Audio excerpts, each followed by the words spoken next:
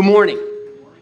I am really, really glad to be here, but I've got to tell you, I may talk really fast, and I've got to move fast because, as some of you may know, I spent 30 years as a Christian evangelist, and so I'm still very deeply concerned with the end of time, but if you know anything about Christian evangelists, you know that, even when they give you a reasonable chunk of time, it takes me about 20 minutes just to clear my throat. And so I'm just going to try to move fast. And my goal today is just to kind of give you an idea that hopefully will raise some questions. I'm not going to try to, qualify each point. I took up the screen because I don't have a PowerPoint for you.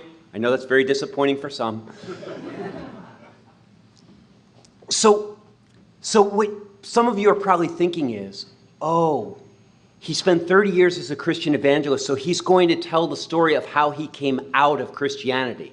But the truth is, I'm not going to tell that story. What I want to talk about a little bit to start out with this morning is how I got into Christianity. Because that's really where the action is when it comes to a group like this. And when it comes to kind of the future of the secular movement. How I got into it. Wow, it is so dark up here, I can't even see my own notes, so I'm looking for that patch of light. It comes now. So there you go. So some of you may know this, but my dad is actually a very famous Christian evangelist. And so I grew up kind of surrounded by that milieu. I mean, I was always around stuff. I grew up on the campus of the Eastern Baptist College, which tells you something about where I'm coming from. But the thing is, I myself didn't actually become a Christian until I was in high school. And the way I became a Christian was, and let me qualify that. And the reason I wasn't a Christian when I was a kid wasn't because I was rebellious or hated my father or like had all these kind of problems. I just didn't believe in God as a kid. And that's a basic theological obstacle to becoming a Christian. And it wasn't until I was in high school that I came to believe in God. And the way that happened was, I was a soccer player when I was in high school. I was an athlete, played on the basketball team and on the soccer team. And that was kind of my big thing there. But to be honest with you, I was also a really nice kid. And when I say that, I was a prestigious person at my high school because I was an athlete, but I was that kind of, a lot of you look like nice people, so you probably know what I'm talking about. I was that kind of guy who, if somebody was being bullied, I would try to intervene on their behalf. Like, I cared about other people. And so as a high school kid, there was a guy on my soccer team, actually, that befriended me, an older guy. I was a sophomore in high school, he was a senior. We became really good friends. He would always take me around with him. And one day he decided to take me along to his youth group at his church. And so I went along to this youth group. And I got to tell you, when I walked in, I was dazzled. It was like this mega youth group. It's funny, I'm looking at this crowd. There were 300 people at this youth group. They had our live rock band. They had kind of a multimedia laser show. They were playing these massive games with gigantic, equipment and all this stuff. It was amazing. And I walked in, and I got to tell you, within 15 minutes of walking in the door of this youth group, I knew I wanted to join. And the thing that made me want to join was not all the hype and all the energy and excitement. The thing that made me want to join was, I looked around, and there were all these different high school kids from every different sort of category of our group. Some of you remember high school. Some of you look like it would be a hard memory, but a long time ago. But do you remember in high school there were different groups? There were the athletes, and there were the nerdy kids, and there were the drama kids, and everybody's kind of running a group. I walked into this youth group, everybody was there. There were hotshot jocks, and then there were kind of little dweeby-looking freshmen that looked lost, and everybody was in the same room, and everybody was being incredibly nice to each other. And that for a nice kid like me, that made a huge impression. I looked around at this group. I had seen high school kids have fun together. I had seen high school kids party together. I don't think I had ever seen a group of high school kids that were loving each other the way that this group of high school kids loved each other. And as soon as I was there, I thought, I wanted to be part of that. And it didn't take long, by the way. I started going to that youth group regularly. It didn't take long to figure out that The young people that were at the center of the group were hyper-religious. They were hyper-religious evangelical Christians. I mean, they were going to Bible studies and prayer meetings, and they were witnessing, and they were doing all that kind of stuff. And I sort of saw what was going on there, and I started going to Bible studies, and I started going to prayer meetings. And I started, memorizing Bible verses and doing all the stuff that they were doing. I mean, in Alcoholics Anonymous, they say sometimes you have to fake it till you make it. And I guess I just wanted to be a part of the group. One Saturday morning, my friend who had taken me there in the first place, the older kid, took me out to breakfast at a McDonald's restaurant. Sat me down at the McDonald's and he said, "All right, Bart, you've been hanging around this group a long time," but he said, "I don't think you've ever really accepted Jesus Christ as your personal Lord and Savior. So what about it? Do you want to become a Christian or what?" And I said, "Yeah, sure. I'll do that. I want to be part." And so right there in the McDonald's, he said, "All right, then we got to pray the prayer." And right there, he took me through what they call the believer's prayer, where I accepted Jesus Christ as my personal Lord and Savior. And I became a Christian. And I know that's not a very glamorous place to become a Christian, at McDonald's, but there it was. And the thing you got to understand is I became a Christian, and then I was really into it. I was going to all the meetings, and I was all excited about all this stuff and everything. And the thing is, what you have to understand is I became a Christian, but I still didn't believe in God. See, you say, what? You lived a whole Christian life without believing in God? No. Sure, eventually I did believe. See, when it started out, I didn't believe. I just wanted to be part of the group. But at some point, fairly early on, it became real to me. You say, well, how did it become real to you?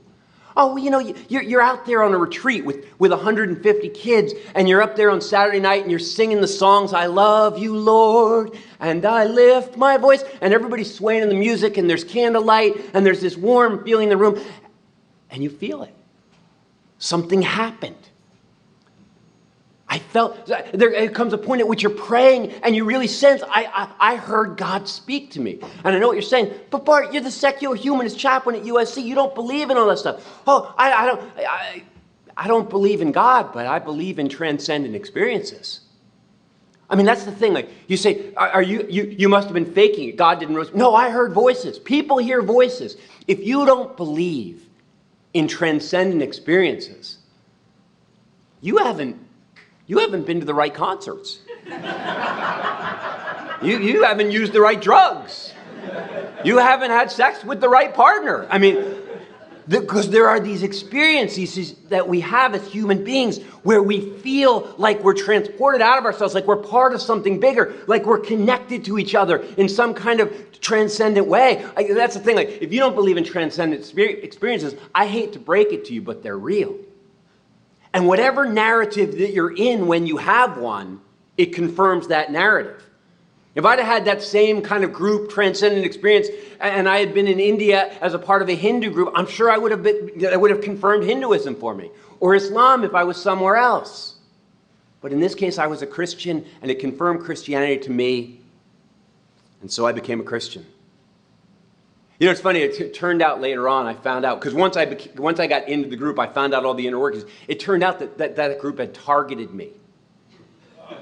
Oh, yeah. No, my friend Joel, who the older guy, yeah, they had a meeting, and they had looked around our high school and decided who they wanted to try to recruit into their group, whose lives that they wanted to transform. And they picked me because I was like a high-profile person in our high school, and I was kind of well-known for being a nice guy. And they figured that I would be a good evangelist, that I would be good at winning other people over. They only targeted two kinds of people at my high school. They were trying to build this group of people that would love each other. And so they looked for students that looked lonely or broken or hurt or were somehow struggling. And they thought they would be good to get in the group because they would need what we had to offer. And then they looked for people like me who they thought would enjoy creating that experience for other people. People they thought would be good leaders or would be good bringer-inners or good hospitality people.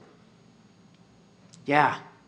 They brought me in and it worked. They targeted me and they got me and it worked. And it worked for some very basic reasons. If you're interested in this kind of stuff, I would suggest you a book, an old classic book by a sociologist named Eric Hoffer. He wrote a book called The True Believer. And in The True Believer, Eric Hoffer details in very simple terms why people join mass movements, whether it's evangelical Christianity or, vegetarianism or Nazism or feminism or Bernie Sanders campaign. And you say, well, those are completely different things. But people join groups for the same reasons I joined that group.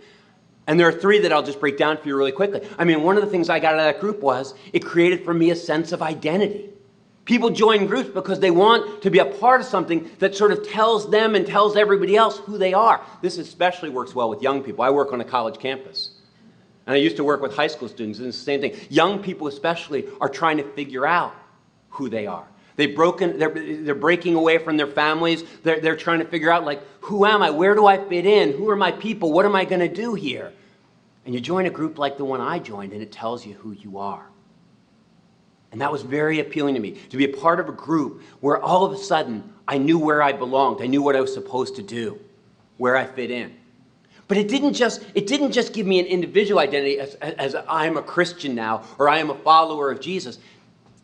It also created for me, it structured my relationships. It created a relational structure. In the context of that group, I was the newbie, so I was being mentored by an older kid, this friend Joel, who had brought me in.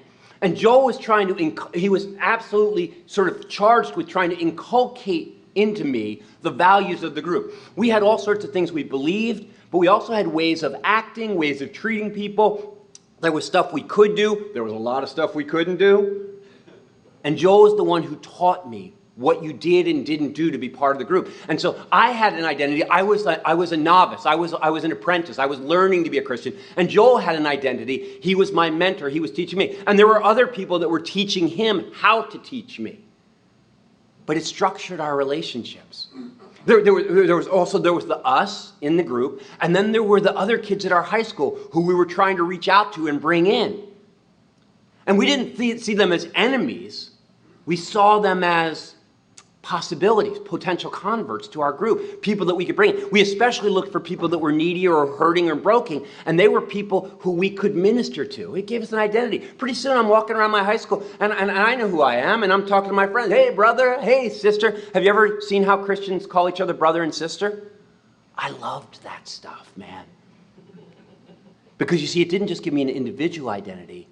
It created for me a collective identity. It created for all of us a collective identity. We knew who we were. So it gives us an identity. It gave us a relational structure. And maybe the most important thing it gave to me was this deep sense of mission. See, we were a group of people that existed to change the world. And not to change the world in some kind of pie-in-the-sky way, but to change the world. We transformed lives. We were out there to make a difference in the lives of people all around us.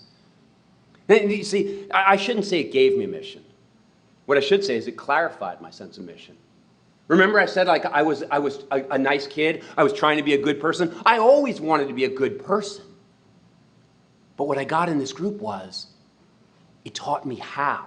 This is what it means to be a good person. This is how you do it. Yeah, I love that. They got me. And you say, but Bart, you're talking about all these things that you got out of being part of this group. What about the dogma? What about the narrative? Wasn't that a part of your conversion? Hey, I got to be honest with you, it wasn't a big part of it. You say, didn't you become a Christian so that you would go to heaven when you died? No. The dogma, all that heaven and hell stuff, all that resurrection and flying away to heaven and miracles and stuff like that, that wasn't what attracted me to Christianity. That was the price of admission. Believing a bunch of frankly unbelievable stuff. No, that was hard for me. Don't get me, even when I accepted Jesus, that was the hard part for me. I was willing to do it. That's how badly I wanted to be part of the group. That's how badly I wanted the identity and the relational structure and the sense of mission. Seriously, do you think anybody joins Christianity because of the dogma? Do you think all these people are joining churches or staying part of churches or giving huge chunks of their income and their time to churches because all that dogma makes so much sense to them? They're going, yes, it just seemed incontrovertibly true that there had to be. you got to be kidding me. People don't join religious movements because of the dogma. They join them in spite of the dogma. Yeah, they join for the community. Which is why, by the way, it's why kind of the secular movement that we're all ostensibly a part of can't compete. It's why we don't need bigger rooms. It's why we're not building bigger buildings. It's why our organizations merge with each other rather than splitting off into new and bigger organizations. Because you'll never be able to compete with traditional religions until you can deliver the same kind of community that they have. Until you can deliver a community that delivers identity and that delivers loving relationships and a relational structure to people and gives them a sense of mission. Until we can do that, this movement isn't going anywhere. And by the way, when I say we need to deliver a sense of mission, the mission that you deliver to people has got to be a lot better than like fighting for the separation of church and state, or like bashing Christianity and proving to them that they're wrong. That is hardly an inspiring mission. I mean, it's funny, I'm the Humanist Chaplain at USC. There aren't many of us Humanist Chaplains out there. There's one at Harvard, there's one at Stanford, there's one at Yale. And it's funny because I talk to all the other chaplains. We talk, and you know what we talk about all the time? You know, when you get a bunch of Humanist chaplains together, you know what they talk about? Money. Why don't we have any money? All the Christian groups on campus are so well funded. The Hillel House just built a $4 million building and we've got nothing. And it's true. It's true. Almost all the secular movements I know are struggling for money. Nobody has any money. And they're all like, oh, it's not fair. All the Christians have so much money. The Jews have so much money. The Muslims even have a lot of money. Why don't we have any money? Where do you think they get that money? Why do you think people give money to those organizations? Who do you think, I work with college students. Do you think I get paid do you think I'm going to raise money off college students? No campus ministry at USC gets its money from the students. It gets its money from former students whose lives were completely transformed by being part of those groups. They get their money from adults who met their spouses in the group, who found their sense of identity in the group, whose lives were completely transformed by the group. And what happens is either they were transformed or they watched somebody else get transformed and they thought, oh, that's amazing. I want to see other people get transformed in that same way. See, that's the thing. You want to know why there's no money here? I mean, ask yourself a simple question. Does anything powerful enough happen in this room on a monthly basis that would inspire that kind of loyalty, that would inspire people to make deep sacrifices to see that it keeps happening? See, people don't recruit their friends to come to groups like this. People don't write big checks to groups like this. They don't write big checks to debate societies. They don't write big checks for lecture series. They write big checks for communities that transform people's lives by giving them a sense of identity and by giving them a sense of mission. I mean, if you want to change things, you've got to offer people a better way of life, not just a better way of thinking. I mean, shoot, if a better way of thinking was going to... I mean, I watch all this stuff about thinking. If we've had the best way of thinking for 300 years, like ever since the Enlightenment, we're on top. And yet we make almost no impact in the world. I mean, have you ever asked yourself that question? If our way of thinking is so incontrovertibly more rational than everybody else's, then what's... Because the problem with us is we keep trying to reason with people. We keep trying to have these meaningful conversations with people. And the problem is we keep trying to reason with people when any reasonable person would tell you that it isn't in the reason that people make the most important decisions of their lives. They make those decisions in their guts, on an emotional level, and then they use their reason to rationalize it. We're not rational creatures, we're rationalizing creatures. I mean, I wasn't reasoned into Christianity. I was loved in. I was loved in. I go to these secular groups of how to win arguments, how to prove them wrong. And I just want to think, wow, you are fighting the wrong battle on the wrong battlefield. You are fighting for people on the realm of reason. The real question is not how do we prove people wrong, but how do we learn to meet their most basic human needs? Using reason instead of the myths that we no longer believe in. The needs are the same. If you want to change people's minds, you've got to change their lives. I mean, with all due respect, and I mean this from the bottom of my heart. I mean, I wasn't sure that this talk would go over. Now I'm really not sure. But I mean, with all due respect, that's why I don't ever call myself an atheist. I mean, I would never call myself an atheist at USC. Not because I'm not one, but because that word is so distracting. I mean, ultimately my ministry at USC isn't about what I don't believe. It's about what I am committed to. I mean, that's why I call myself a humanist.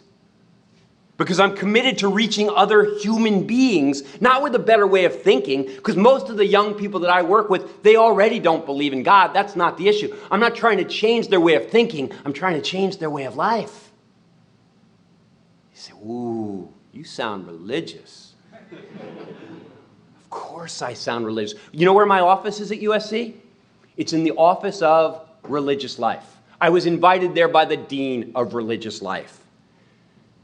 Because at USC, they don't define religion as simply being about supernatural belief systems.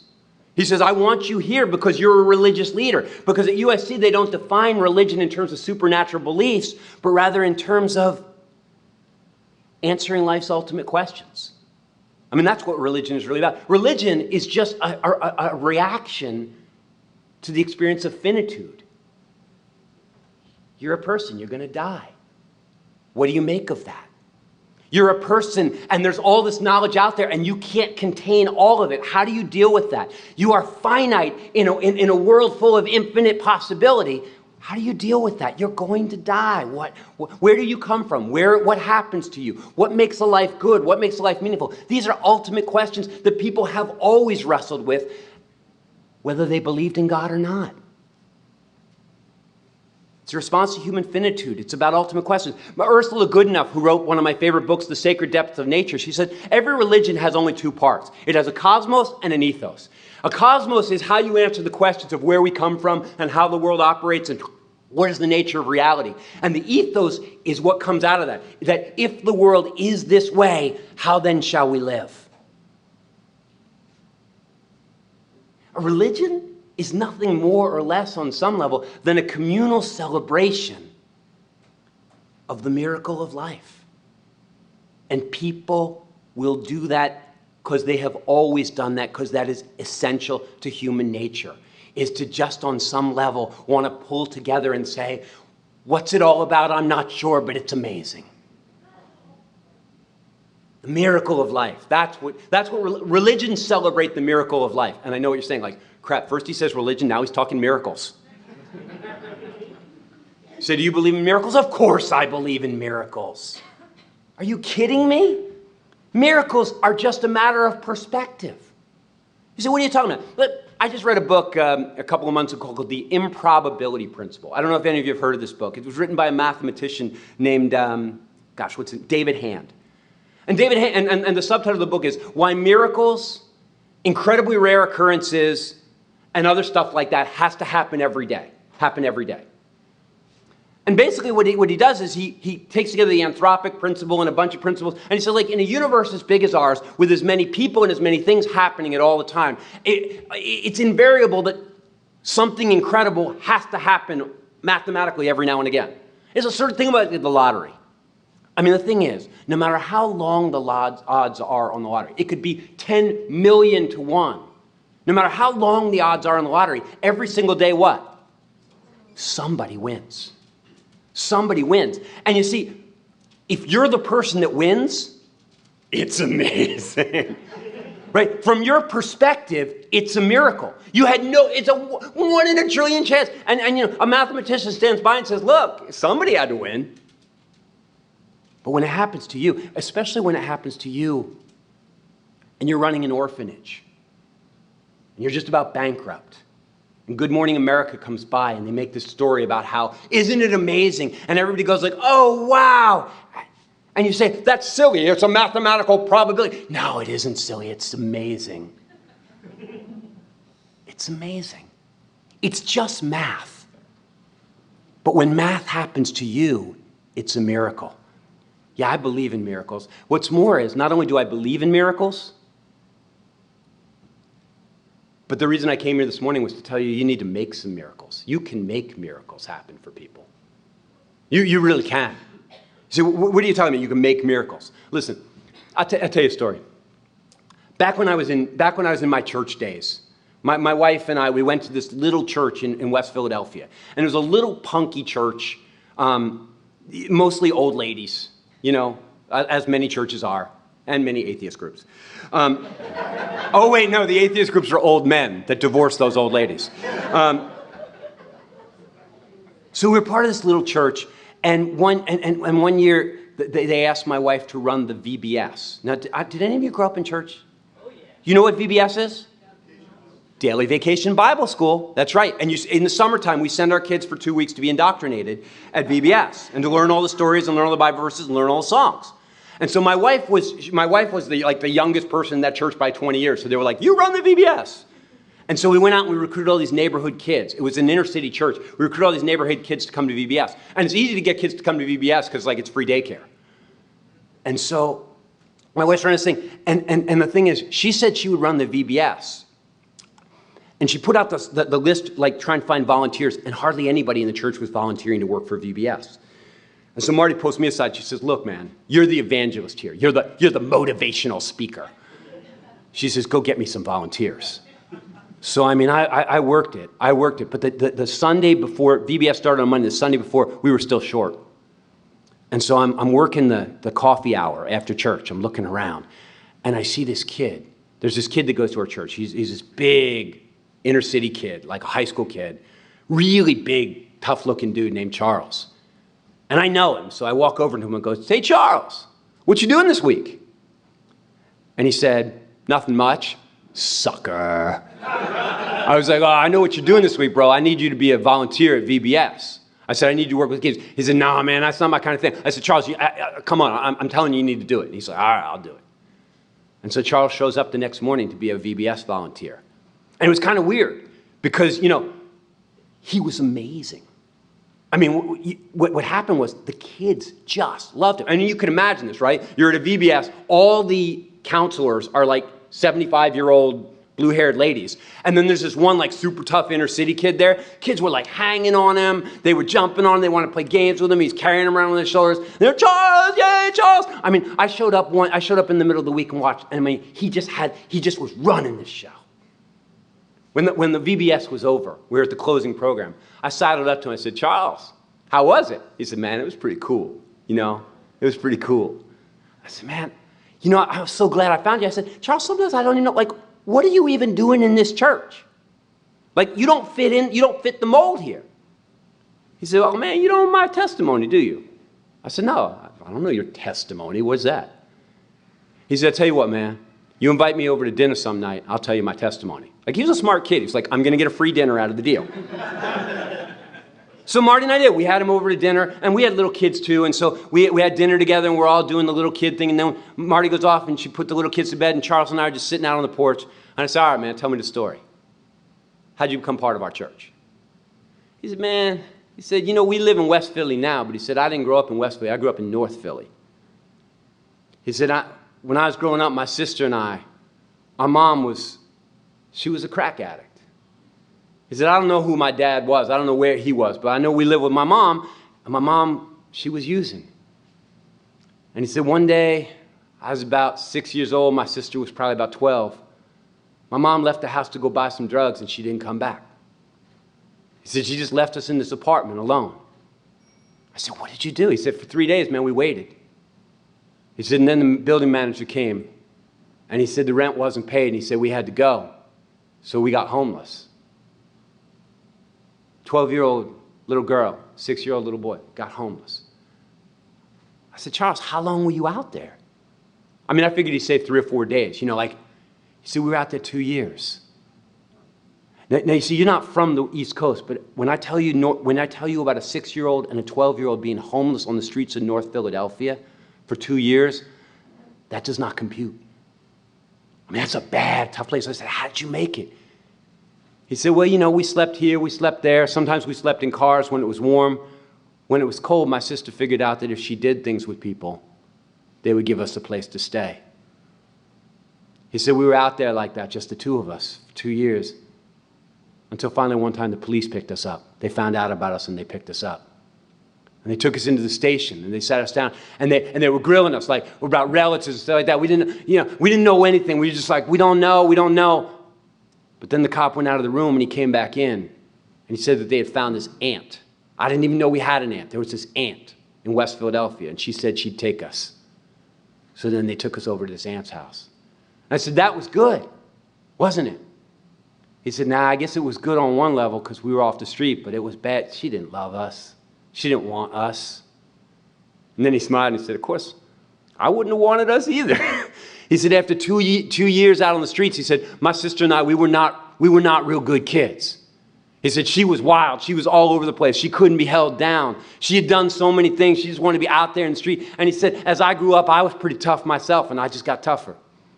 He said, I kind of don't blame my aunt, but she didn't care much for us. So by the time I was 14 years old, 15 years old, he said, I'm just a street guy, man.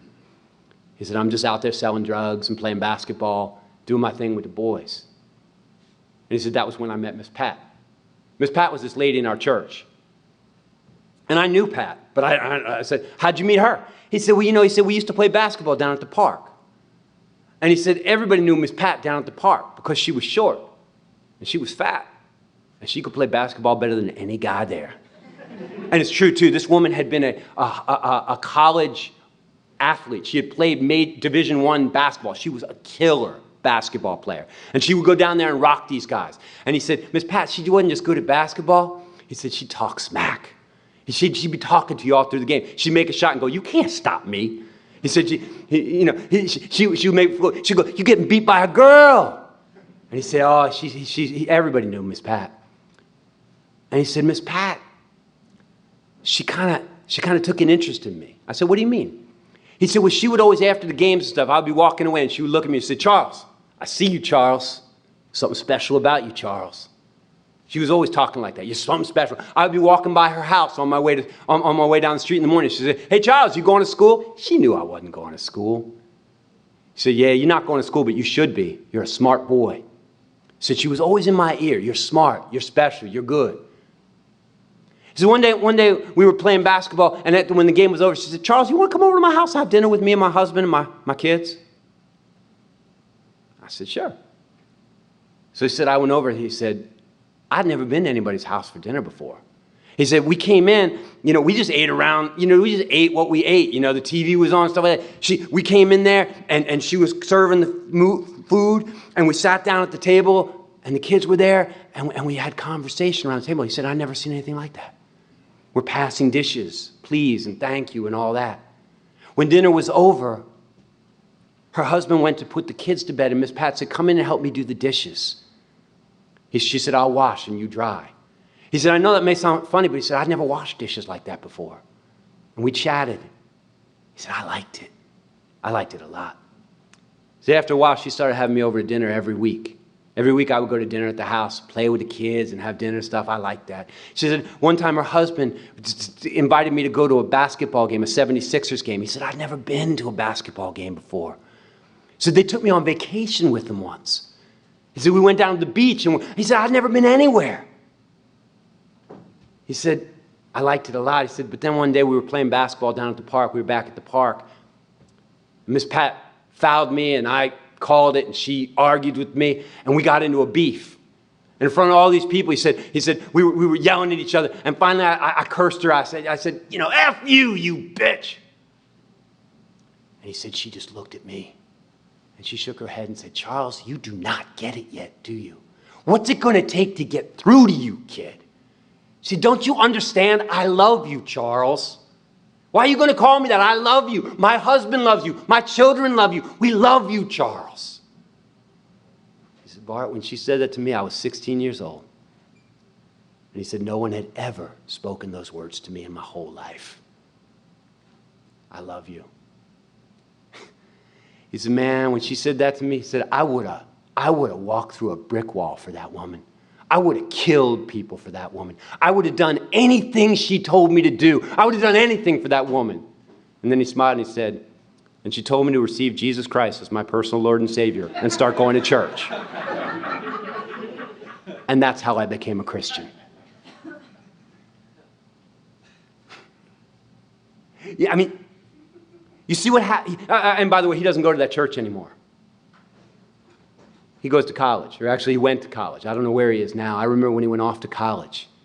He went off to college on a scholarship. Now, what you have to understand is when you're homeless on the streets of North Philadelphia at 6 years old from your crack addict mom, you're not supposed to go to college. You're supposed to go to prison.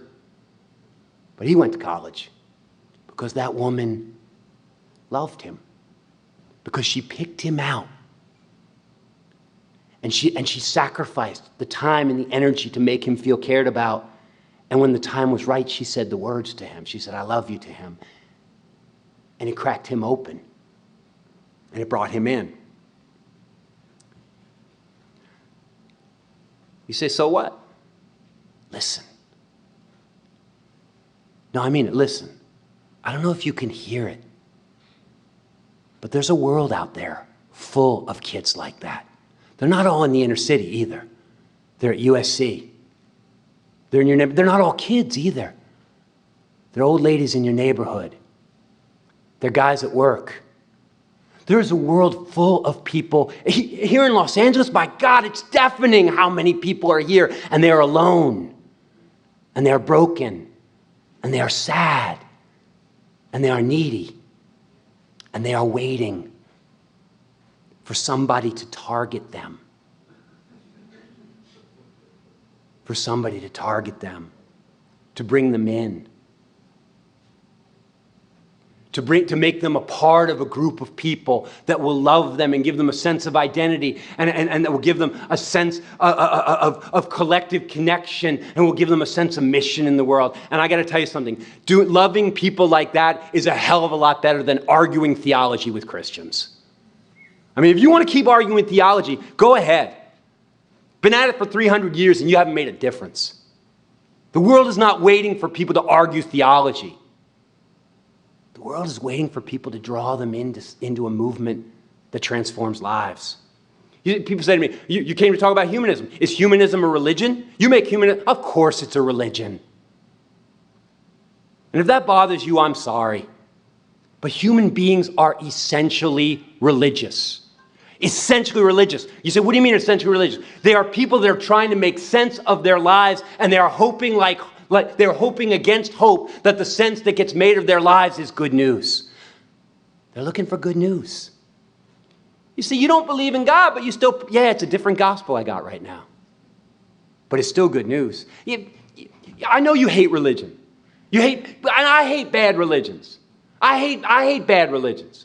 But the answer to bad religions is not no religion. The answer to outdated religions is not no religion. The answer to bad or outdated religions is a more universally beneficial, rational, natural religion that truly inspires people to collectively do the only thing that makes rational sense if this is the only life we have. So what's that? That's to learn how to love each other. And especially how to love people in need. That's to build a better, more sustainable society so that humanity does not perish from the face of the earth. That's to celebrate the scientifically explainable, but no less miraculous, wonder of life. I hate to break it to you, but the reason I'm a humanist and not an atheist is because nobody out there really cares what you don't believe. What they want to know Frankly, what I want to know is who you are, and who you love, and who you're willing to love, and what's your mission in life. That's the difference between humanism and Christianity, is that both of them offer a sense of identity. And both of them offer a sense of relational structure where there's a value system that we're trying to communicate to younger people. That's what I do at USC. That's why you should support the Humanist Chaplaincy at USC, because I'm trying to communicate to young people that the way to make the most of their lives is not to believe in mythology, but is rather to rationally pursue love, meaningful work, and a sense of wonder. Yeah, the difference between Christianity and humanism is just that we do the same thing on the basis of reason. We do the same thing, not because we're going to go to heaven when we die, but because this life is the only one we have. And we want to make the most of it. So that's my question for you. Who are you? What's your identity? Who do you love? Or who do you want to love? Who are you willing to love? What's your mission in life? Because unless you know who you are and who you love and what your mission is, you're not going to change anybody's minds, because you're not going to change anybody's lives. There's an idea. Mess with it.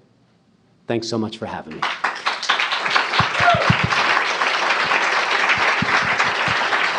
My question is, number one, that was a very good sermon that you just gave. And you knew, of course, that you were going to have a problem with deaf ears being in the audience. What about... I didn't know that. Was I hard to hear? No. Deaf ears was a metaphor for... Oh, yeah.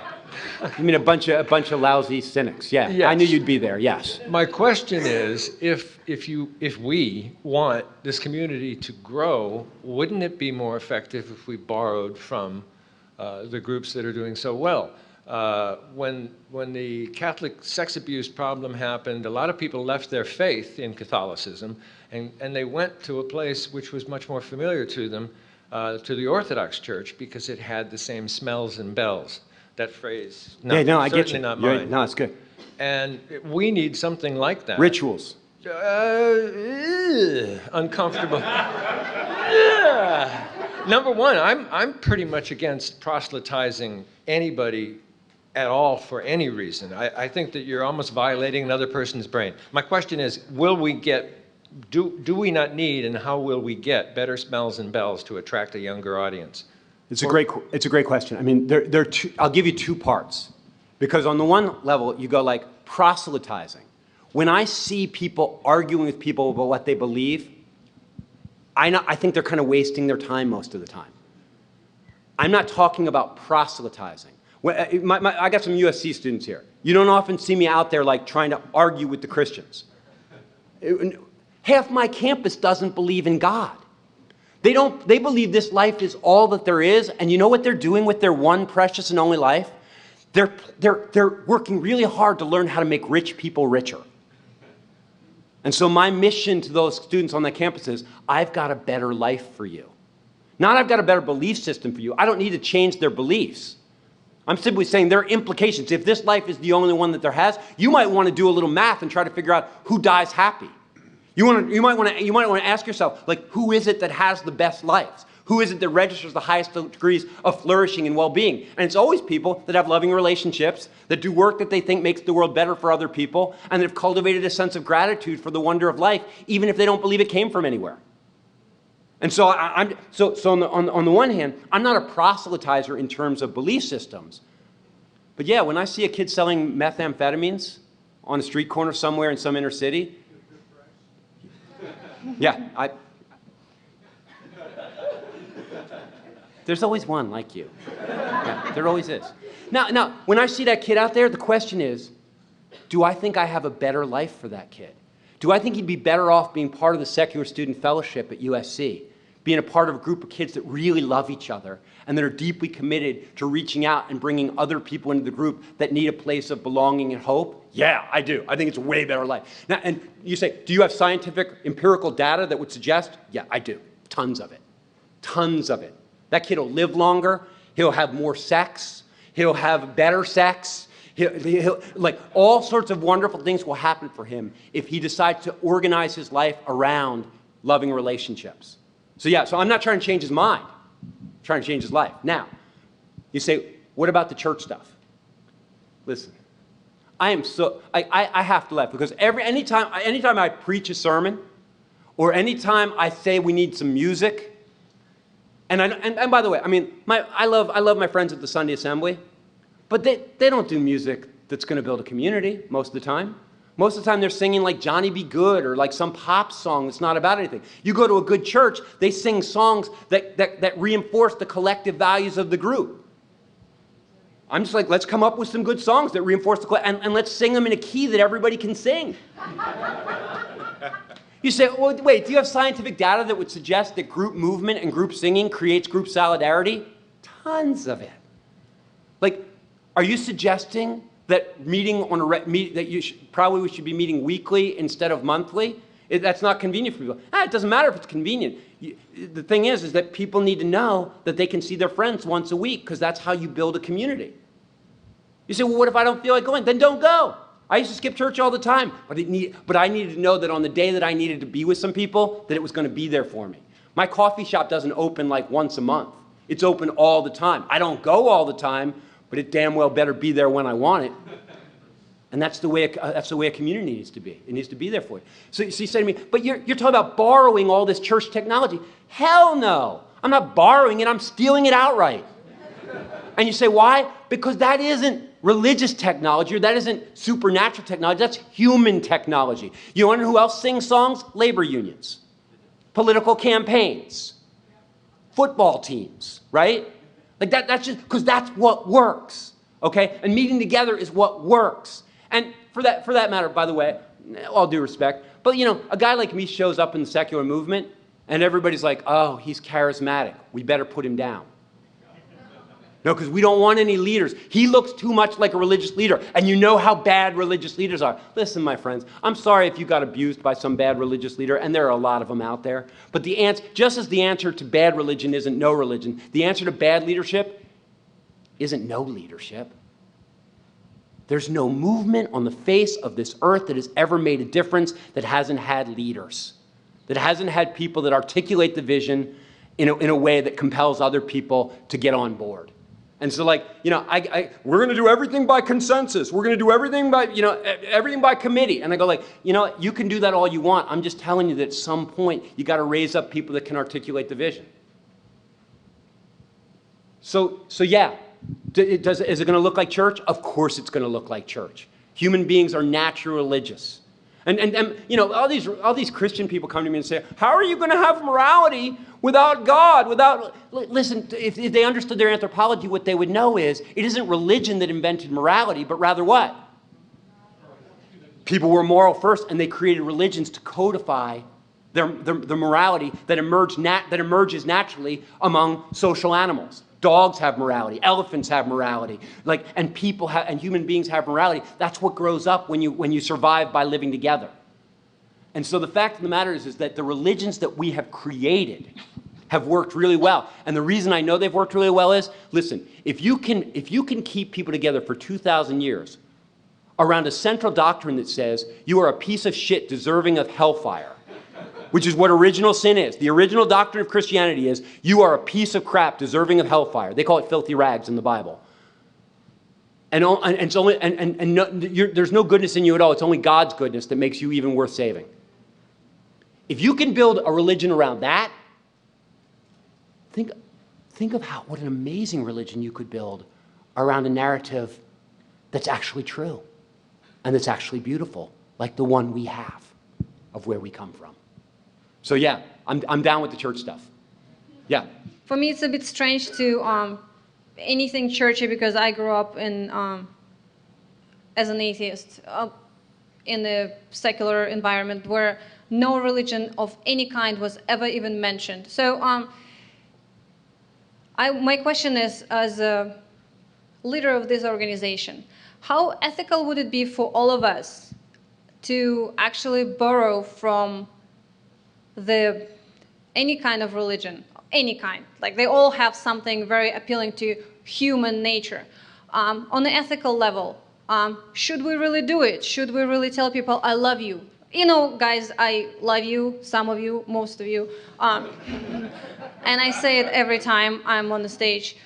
But the ethical... Is it ethical? Yes, like same thing with placebo effect. Like, but it helps people, but it's unethical to give people a placebo, right? So same thing here. Would it be ethical for us as a group to tell people, I love you. come to us if we're like going to be organized? No, it would be completely unethical for you to tell them that you love them. Exactly, right? Unless you actually did. Right? And here's what I'm telling you is that like I've got 1,000 studies that will tell you that if you want to be happy, you should not pursue wealth. You should not pursue peak experiences. You should pursue loving relationships. And so you say to me, but what if I don't actually feel love towards Mark? Mark's sitting here in the front row. Mark is awesome, by the way. Yeah, I'm sure he is. That's why I picked on him. But here's the thing, like, love is a decision. Like, I'm not saying I have to feel like I'm not in love with you. Although you are, an attractive dude. What I'm saying is that if I came to the conviction that my well-being was wrapped up in your well-being, and that my life would be enhanced if your life was enhanced, I could genuinely say, like, I care about what happens to you. Here's the weird thing, is that if something good happens to Mark in front of me, I'm going to feel better. Mirror neurons, you guys know all that research, right? Like, this is not news to you. You say, what, like, are you saying that loving somebody is a matter of rationally deciding to care about them because you know that it'll not only be good for them, but it'll also be good for you? Oh, yeah. Hey, did you like my tear-jerking story about Charles? Okay, you want to know who got every bit as much out of that relationship as Charles? Pat Little. Damn Skippy. How do you think that woman felt looking at herself in the mirror the day that kid enrolled in college?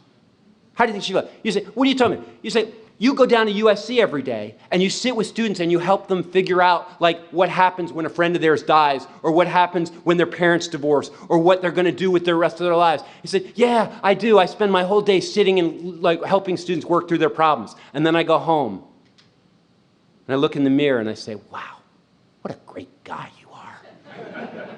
You say, are you, so the ethics, you want ethics?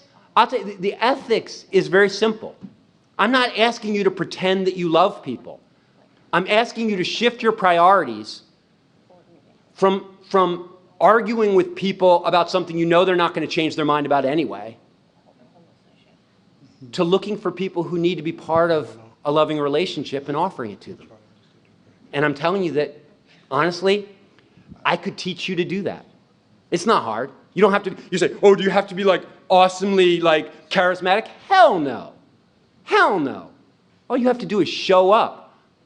All you have to do is show up. Anybody a school teacher here? Yeah, were there some broken kids in your classrooms that could have used somebody? Yeah, anybody a doctor or nurse here? Yeah, you ever sit in a hospital waiting room? See some pain there? Shoot. Have a prescribed placebo? It's... Sorry. And when now, and the interesting thing is, like, placebo is to suggest that a loving relationship is not real. And I guess I have one more question for you. Anybody out there got any loving relationships, family, friends that they really care about? We're relational animals. This is what shapes our lives. And so what I'm telling you is that the way in which movements grow is by cultivating an ethic of not only loving each other, but of also looking out at the world and thinking, you know what, the world would be a better place if fewer people were broken and alone. Let's go address that need. And you say, but I don't really care about other people. I go, like, okay, I got you. You know, like, you say, what are you going to do? You know, the best I can do for you is, I say, come with me. I'd like to take you to a neighborhood, and I'd like to show you some orphan children. And if you can sit next to them and still not care, I can't help you.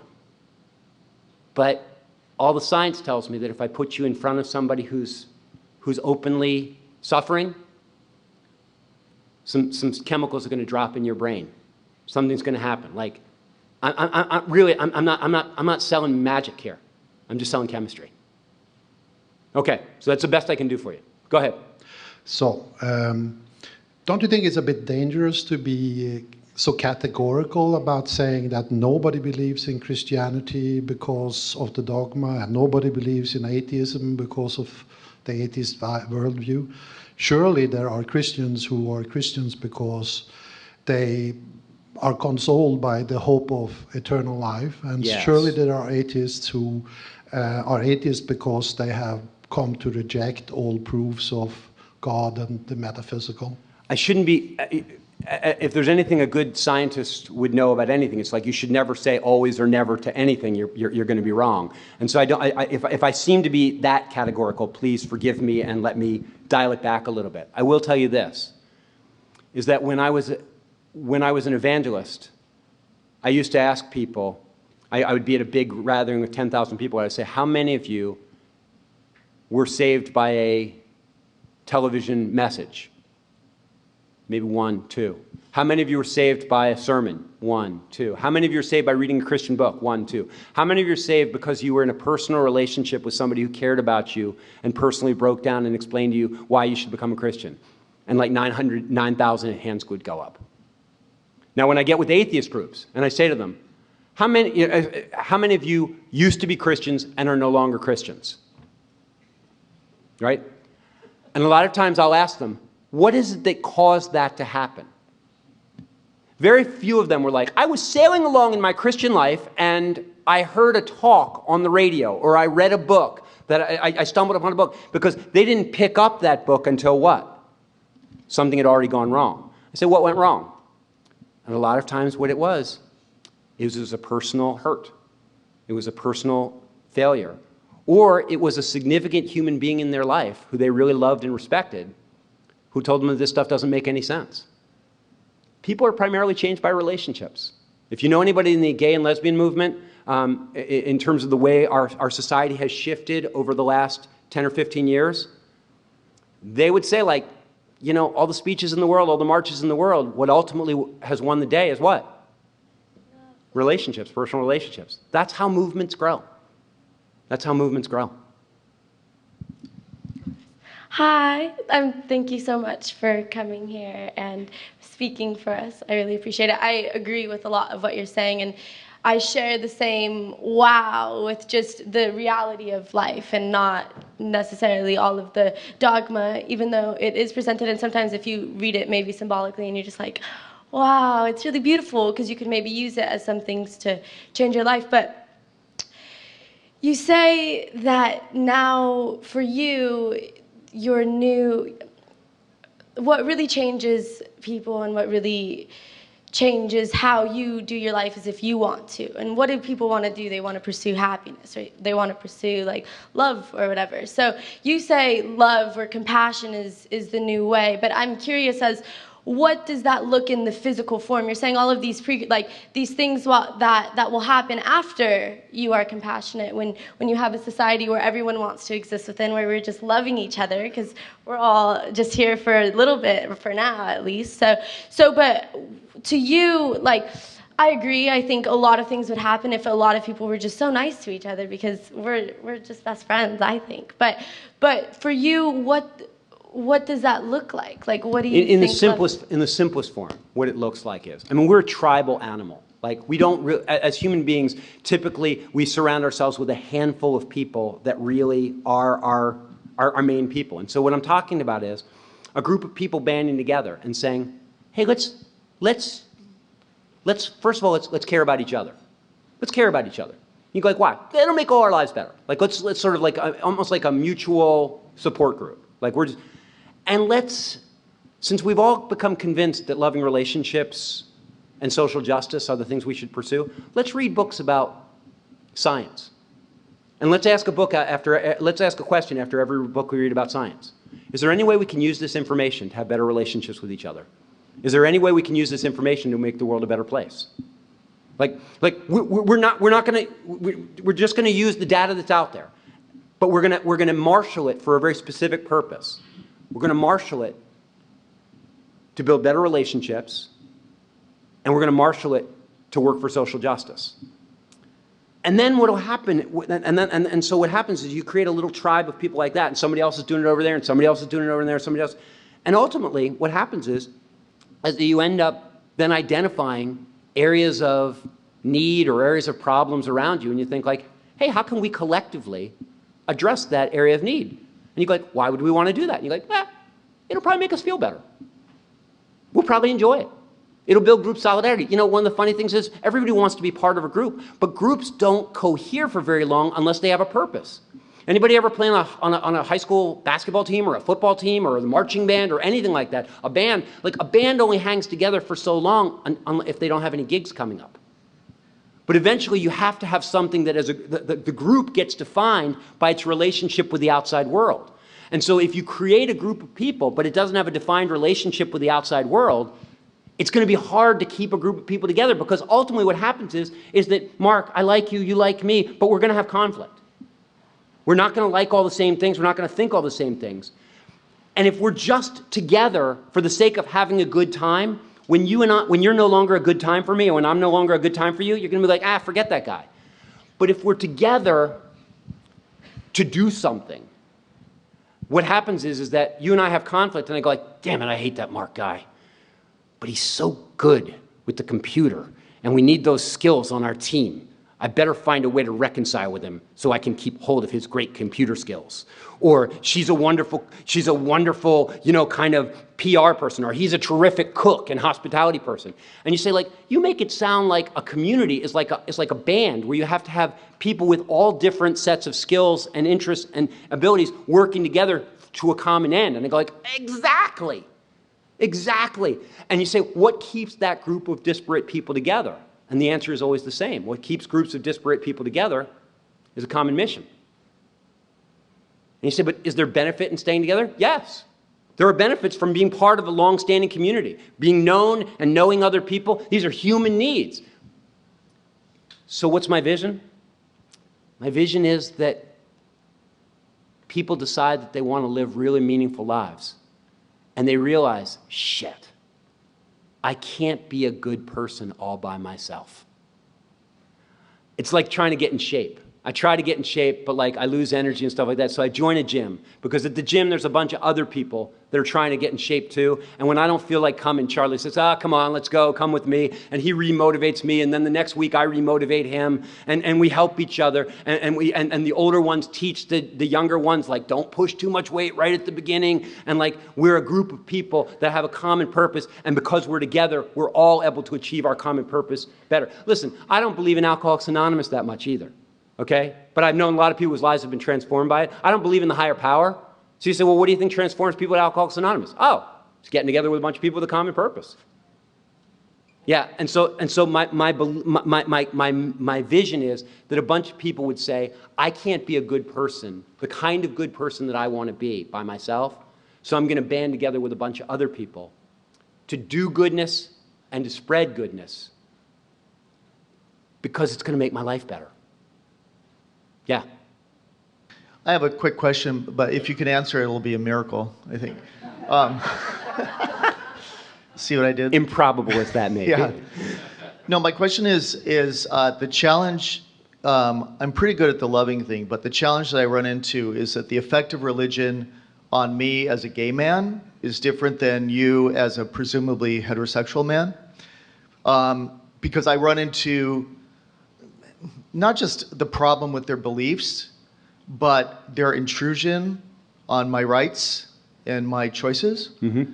So I'm curious if you have a response for that, because that makes it difficult sometimes to engage with them. To engage without, not necessarily proselytizing, but certainly anger or just wanting to beat the shit out of them. So. Yeah.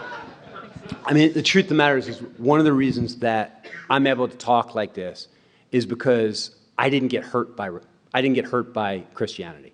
Like, I got out of there without getting beat up, right? I've seen a lot of stuff, but like I personally walked clean. You did not.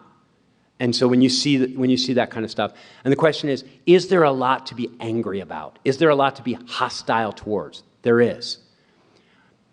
I guess on some level, Tony, like, I'm talking about a strategic approach. Like, sometimes a frontal assault, it might be what you want to do, but it won't work. The truth of the matter is that the thing that I see that undermines people's belief in supernatural craziness, best of all, is they've been taught that the kind of love that we're talking about here today, the kind of communities that we're talking about here today, are only possible through the power of the Holy Spirit, or through the power of Allah. And so what happens is at USC, I had an Episcopal priest come to visit our secular student fellowship one night when we were reintroducing an agendered person into our group and collectively talking about how we had to change our language and change the way we talk about people because most of us hadn't had an agendered friend before, somebody who was off the binary. And my Episcopal priest friend came to me afterwards. She said, I have never seen a group of people enfold somebody with love and understanding like that. She said, there's not a Christian group on this campus that could do what your group did. And she said, now you're messing with me, because I thought that kind of love was only by the power of the Holy Spirit. But it turns out that a group of smart people that get together and decide it's in their best interest to treat each other that way can pull it off. And so the frontal assault is like, Tony, I get it. Like, that's what I would want to do too. I would want to look them in the eye and shake my fist and say, you're full of shit. The problem is that in the end, it doesn't tend to leave them changed or even challenged. And it oftentimes doesn't leave you feeling any better. And so on some level, I think the best way to undermine a bad belief system is to demonstrate a better one. Miraculous. Hey, thank you so much for having me here. I want to say one last thing. I have this podcast that goes out every 2 weeks. It's called Humanize Me. And it's really a podcast about using all the data to try to help us learn how to love each other better. And so I would love it, even if you hate it, I would love it if you listened to it once and then sent me an email and said, I hate your podcast. Because I'm just trying, because you may hate it, but you may know somebody for whom it might be helpful. And what I'm finding is that there are a lot of people out there that are looking for a way to pursue goodness without God. And the more different pathways we offer them, the better a chance that they'll find one that works for them. Thanks so much.